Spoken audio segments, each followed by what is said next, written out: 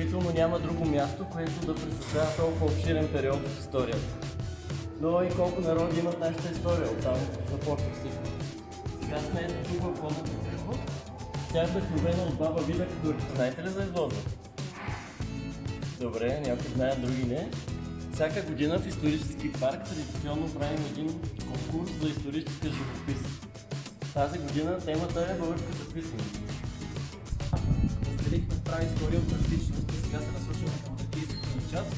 Това е първата сграда от тракийската ни част, като този храм не много отдавна е.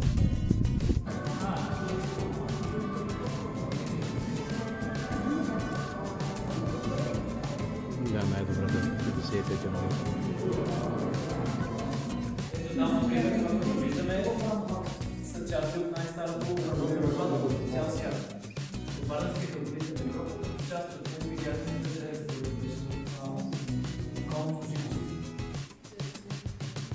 имаме този доста популярен предмет, златната маска на Дерес. Предполагам сте я виждали там. Мога да ви споделя един много интересен факт с тази маска. И то е, че маската в оригинал е имала толкова форма, за да приляга на лицето на Бога. Понеже Георги, тук отгоре може да видим две неща. Вижте вляво, това оръжие се нарича Махайра. Това е едно от най-характерните тракийски оръжия, а вдясно е борското сребърно съкровище, което е наведено при град Борово. Това е Русия. Тук има мостки опити и мити, които са в камин. Искам да ви кажа, че колона от Волсовската група се намерва цяла риба, която се е скъбила буквално от колона. С една книга "Посланието по бити камъни", която разкрива теория, че тези колони са ръчно направени и положени от хората да следват слънчевия луч, нещо като своеобразна слънчева обсерватория. Да.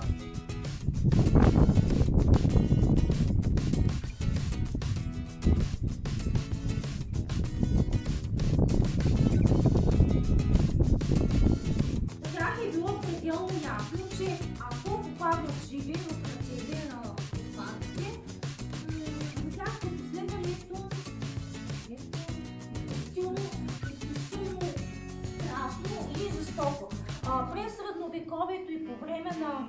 Точно така, през средновековието средновековният българин е бил силно набожен, силно вярвал в чистотата, морала и достоинство на българската геройка. И те са решили, за да запазят своята чистота, трудно би забелязал разликата между тези растения и тези, които са експонирани. Разликата е на гърба на всяка табела. Защото на гърба на всяка табела с така наречените здрави писмо са записани имената на растенията и всеки незнач може след като прочете да пише и да запомни усещането, което той придобива при този допир.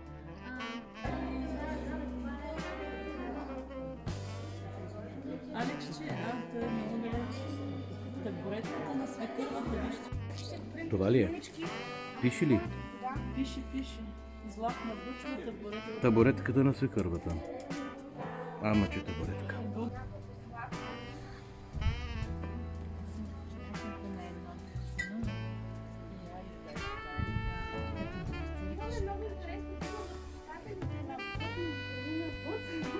Нещо плътно за месо, малко в мъжки стил, но си има неговите специфични нотки на горски плодове. Много е приятно.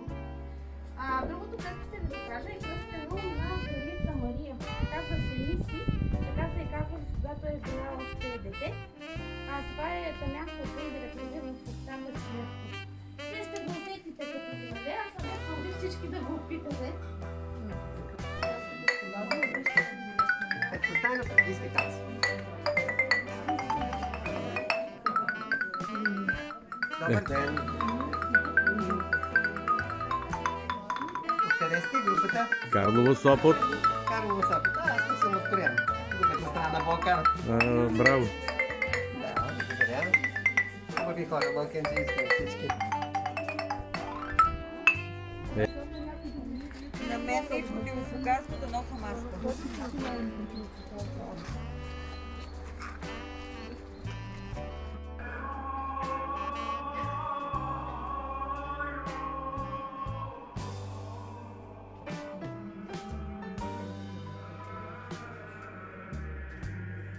които са давали обет за мълчание. По какво съдиме? Това е като шега, нали? По какво съдиме, че са били монаси, защото жените не дават такъв обет за мълчание? По принцип, мисля, че не могат да мълчат като много. Жените нямат тук. Ето така изглежда в самия манастир. Отпред една част от него е паднал, вие ще го видите. И затова са разградени нещата. По-насам.